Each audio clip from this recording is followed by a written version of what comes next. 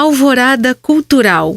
O setor cultural foi um dos mais afetados pela pandemia do coronavírus, e debater os impactos e possibilidades de reinvenção e recuperação deste segmento é o que propõe o projeto Amanhãs, que realiza nos dias 15 e 16 de abril uma série de discussões sobre o assunto, com painéis que vão tratar desde a economia até o papel dos centros culturais.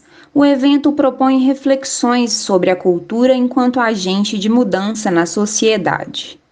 Para falar um pouco mais sobre esse assunto, eu converso hoje com a Priscila D'Agostini, gerente do Sesc Palladium, que é um dos integrantes da iniciativa. Bom dia, Priscila, seja bem-vinda ao Alvorada Cultural, um prazer falar com você, obrigada por ter aceitado o convite para falar com a gente. Bom, o prazer é todo meu também, sempre muito bacana contar com oportunidades como essa. Bom, Priscila, então primeiro eu queria que você começasse contando para a gente um pouquinho do que é, né, o Projeto Amanhã, o que vocês estão propondo com essa iniciativa. Bom, o Projeto Amanhãs, ele tem como proposta pensar em estratégias e perspectivas a partir desse contexto de renovação e reinvenção cultural que foi acelerado pela pandemia. Será um espaço de diálogo que contará com 18 lideranças do setor público e privado, ou seja, ele se configura como uma oportunidade de trocar experiências a partir de diversos lugares de fala e com a participação do público. O seminário irá contar com 4 painéis. O primeiro, a Era dos Festivais, que tem como objetivo discutir perspectivas múltiplas e novos formatos possíveis, considerando o atual cenário, e perspectivas futuras também.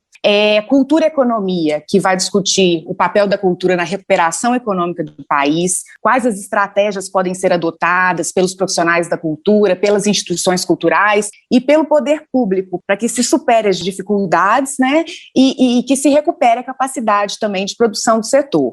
E também haverá um painel que vai tratar do acesso, qual que é o sentido desse termo, qual que é o papel que o acesso tem ocupado nos centros culturais, e também um que vai tratar das perspectivas dos centros culturais, os impactos da pandemia, quais as estratégias para se pensar em sustentabilidade, novas formas de conexões, tendências e oportunidades. É um projeto que tem a realização da Polo BH, conta com o apoio do Sesc Palladium, tanto na elaboração do conteúdo quanto na mediação das mesas de debate. Ele acontecerá nos dias 15 e 16, nos horários de 9 às 11 e seguidamente de 11 às 13 horas. As inscrições são gratuitas e o acesso pela plataforma Simpla. E essa iniciativa, é importante frisar, ela se articula com uma nova frente de atuação do Sesc Palladium, que é o Sessão 1046, que vem com o objetivo de fomentar o cenário da economia cultural e criativa em BH, de fortalecer as interações entre os profissionais da cultura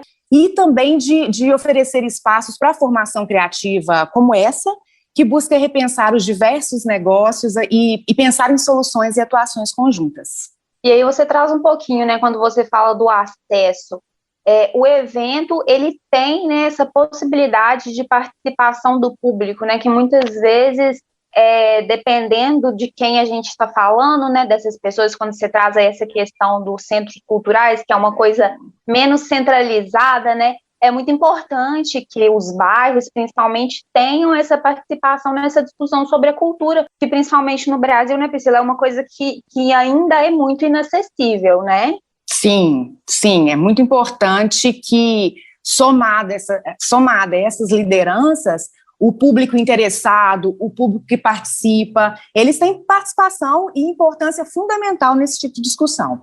Bom, e aí ainda falando um pouco dessa questão dos desafios da cultura, né? No nosso país, infelizmente, a cultura ela precisa estar sempre ali, né? Pelejando e brigando por espaço, né? Sempre foi assim. E agora com a pandemia tem se tornado um desafio ainda maior e o online, o virtual, né? As lives se tornaram aí grandes aliadas desse cenário, né? Você acha que a pandemia foi um catalisador desse mecanismo? Ou elas são uma coisa temporária, que depois vai voltar ao presencial, elas vão ficar meio de ladinho ali? Ou que isso é uma coisa que veio para ficar? Bom, a pandemia, ao meu ver, ela acelera processos de aprendizados e ela acelera também mudanças e tendências que já estavam postas, como é o caso da transformação digital e todos os impactos decorrentes dessa mudança. Eu acredito que novos formatos e plataformas chegarão para ficar. E penso que, como tendência, eles serão cada vez mais aprimorados, levando em consideração que tratam-se de experiências distintas, né? Então, eles serão aprimorados para os tipos de interação a que se propõem. Nesse contexto, novas linguagens e propostas artísticas, elas irão surgir, bem como novas formas de conexão, interação e aprendizados. Nós somos obrigados a acelerar esses processos com a pandemia e muitas vezes ainda estamos em processo de mudança de plataforma, mas não de entendimento que é uma mudança de experiência. Da relação do público com o artista, por exemplo. Mas claro que isso é um processo. E eu acho que é isso, assim, pensando na questão das plataformas e do online, eu acredito que é isso. Eu acho que estamos num aprimoramento de experiências e, como tendência, é uma tendência que veio para ficar. E aí uma outra coisa que eu ia falar, né, também ainda falando dessa coisa do acesso e do digital, é um outro desafio que justamente a gente fala muito em digital, mas ainda é um problema que nem todo mundo, né, consegue acessar a internet, é uma coisa que ainda não está totalmente, vamos dizer, democratizada, né? Isso é uma das coisas que vão estar em pauta aí, em discussão no projeto Amanhãs?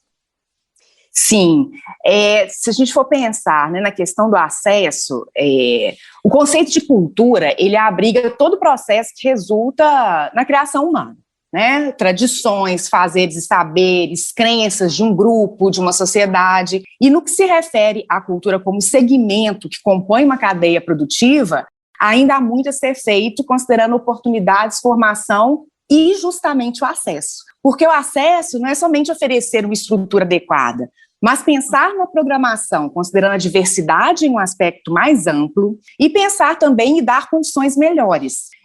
Além disso, formação na base para futuros consumidores de cultura e uma oportunidade de ter também, como equilíbrio em uma programação, de se ter atividades gratuitas, né? E também, como a gente pode perceber durante esse período de pandemia, as pesquisas demonstram que o acesso à cultura durante a pandemia aumentou. As lives, nesse contexto, impulsionaram muito esses acessos. O deslocamento também é um fator, a comodidade de consumir pela tela do celular, seja vendo espetáculo, lendo um livro, acessando uma exposição. Mas, ao mesmo tempo, ainda tratando do acesso, nós temos um grande desafio de criar possibilidades e conexões aos que não têm acesso à internet. Então, conexão é uma palavra para desdobrarmos nesse momento, para pensarmos juntos. Um desafio também a se colocar, inclusive, para os centros culturais, é o espaço que ele ocupa para novos lugares, sejam eles virtuais ou presenciais.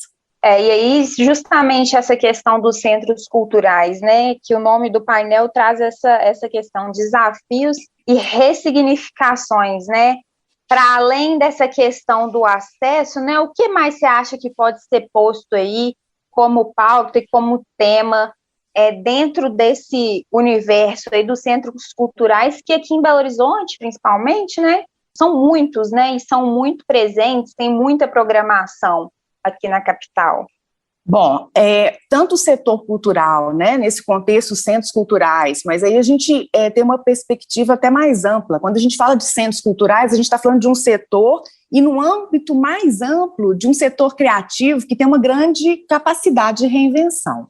Então, penso que expandir plataformas de atuação para formatos híbridos, estabelecer novas formas de conexão, manter conexões com o público se torna um dos caminhos. É claro que o encontro presencial ele é insubstituível e, por isso, torna-se necessário pensarmos nesses negócios considerando aspectos como sustentabilidade e planejamento para a formação de público. Também estimular a conexão entre artistas e propostas, com o intuito de oferecermos espaços para trocas e iniciativas conjuntas é também, ao meu ver, uma atuação interessante.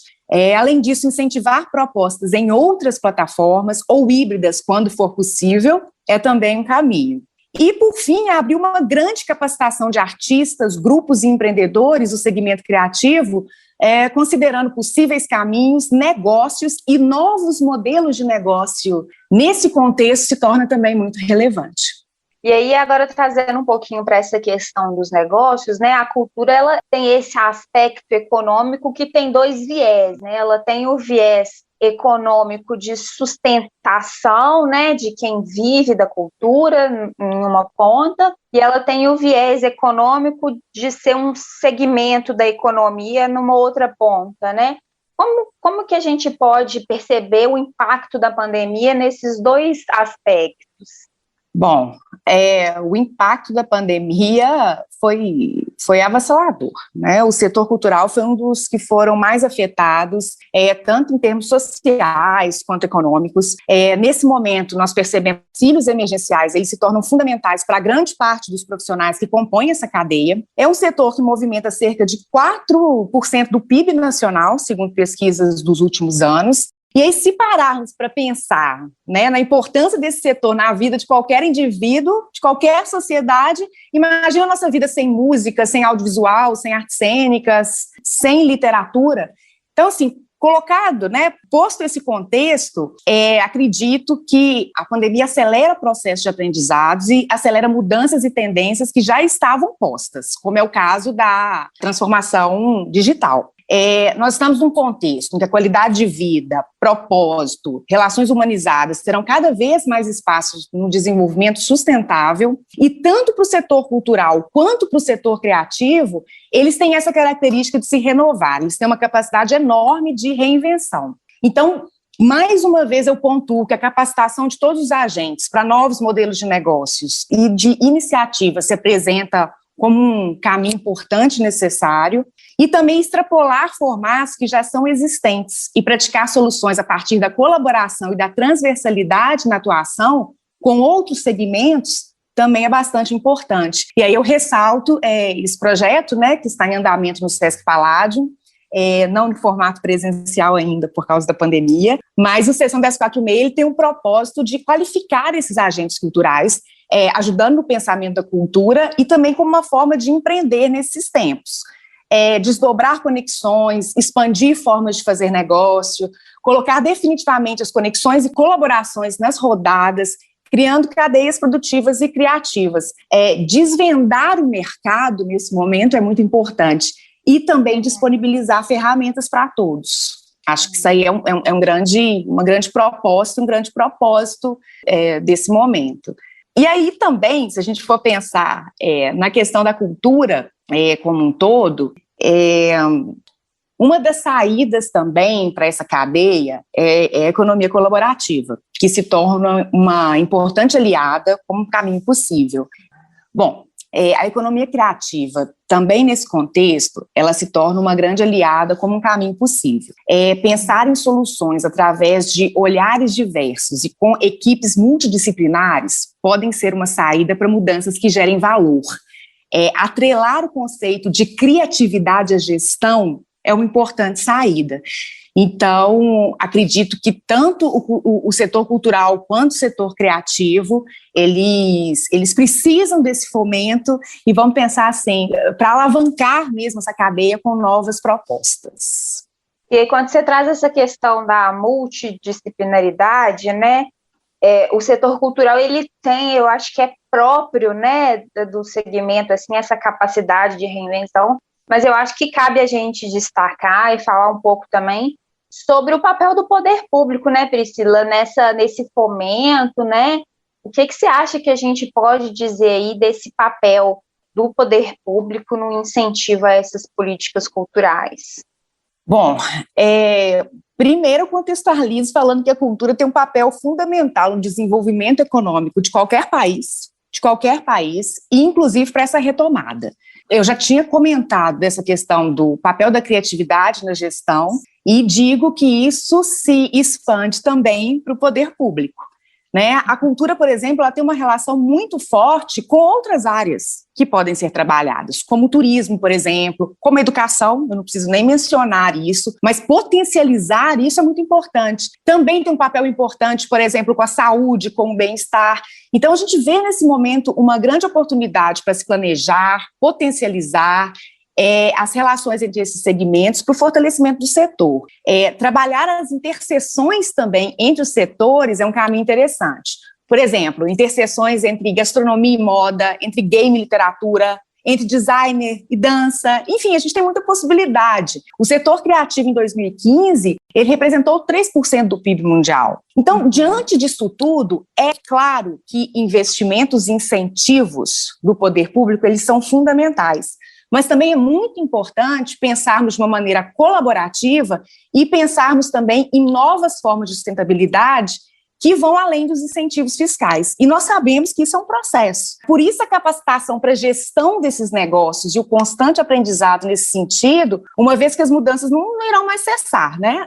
A única certeza que a gente tem é a mudança, independente da pandemia. Isso já vinha, assim, se descortinando para a gente. Então, o desenvolvimento em meio a essa mudança torna-se muito importante para o desenvolvimento, constante crescimento do setor, que tem um papel fundamental na retomada do crescimento. E no empreendedorismo, eu gosto também, né, eu tenho ouvido isso muito porque acho que a gente buscar capacitações cada vez mais diversas, com diversos setores, isso é muito importante para o nosso crescimento. É aquele conceito de lifelong learning, né, o aprendizado constante para a vida. E aí, nesse sentido, há um conceito interessante de protagonismo, mas o protagonismo vem para essa cadeia também, que tem tantos grupos, tanta gente genial, tanta gente com capacidade interessantíssima de atuar de maneira transversal, mas ele vem também como educação emancipadora, e isso é nosso papel também, proporcionar essa educação, essa capacitação e essas conexões para que práticas possam ser bem-vindas, novas práticas. Bom, Priscila, eu acho que é isso, assim, caso você queira acrescentar alguma coisa, eu deixo aí o espaço aberto e também para você convidar os nossos ouvintes a participarem, né, acompanharem aí os painéis e as demais atividades que vão integrar aí a extensa programação do projeto amanhã. Bom, fica o meu convite a todos os interessados, as pessoas que consideram que esse setor tem fundamental importância na retomada do desenvolvimento no nosso país, aos profissionais dessa cadeia produtiva tão importante. O seminário acontecerá nos dias 15 e 16, nos horários de 9 às 11 e de 11 às 13.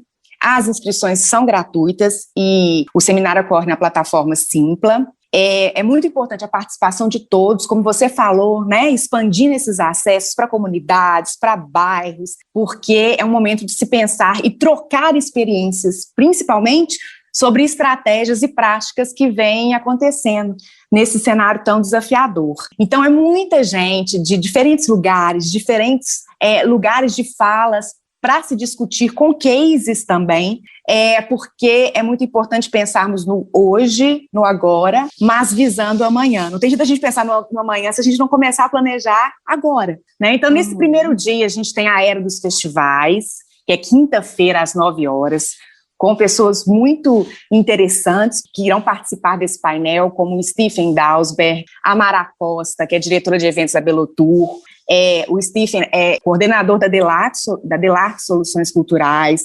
Nós temos o Fernando Zugno, que é o diretor e curador do Porto Alegre em Cena, o Vitor Guimarães, o coordenador do palco Hip Hop, a Lídia Mendes, também responsável pela linguagem e literatura na Fundação Municipal de Cultura, e em seguida nós temos um painel que é Cultura e Economia, com a Carol Braga, que é jornalista e fundadora do Culturadoria, o Eduardo Saron, dirigente do Itaú Cultural, Tatiana Silva, cofundadora e diretora executiva da plataforma Favela, Gabriel Portela, secretário municipal adjunto, e a Carla Danitza, que é coordenadora de produção da Gerdau. E, juntamente com eles, a mediação do Sesc Palladium e a participação do público. E eu acho que fica meu convite. Bacana. Então é isso, Priscila. Agradeço mais uma vez sua participação. E a gente vai acompanhando aí a programação do amanhã. Parabéns pela iniciativa aí, tá bom? E muito obrigada mais uma vez pela participação. Eu que agradeço, fica o convite a todos, agradeço pela oportunidade, nesse momento tão significativo. Hoje eu conversei com a Priscila D'Agostini, gerente do Sesc Palladium. Nós falamos um pouco sobre o projeto Amanhãs, que discute o futuro do setor cultural pós-pandemia de coronavírus. Se você gostou dessa entrevista, pode ouvi-la novamente em nosso site, alvoradafm.com.br. Eu sou Ana Clara Moreira e este foi mais um Alvorada Cultural. Um excelente fim de semana e até a próxima.